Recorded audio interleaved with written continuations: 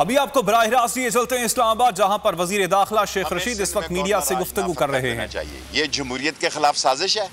जो अपने ज़मीर से वोट देने आना चाहता है वो बेशक देने आए।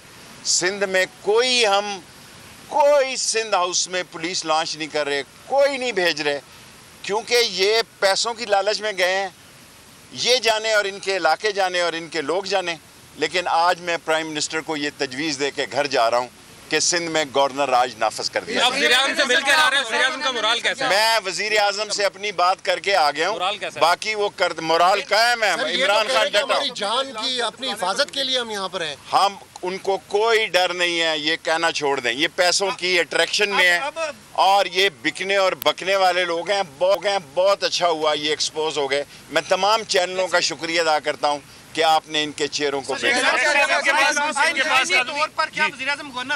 लगा सकता है। इमरान खान गवर्नर ना लगाए तो अलग बात है। मैं क्या कौमी असम्बली का एतमाद का वोट जो है वो तकरीबन 31 या पहली तारीख बनती, 21 को इजलास बुलाया जा सकता है। 22 को हमने 21 को छुट्टी दी है, 22 को दी है, 23 को दी है, 24 को दी है। OIC है।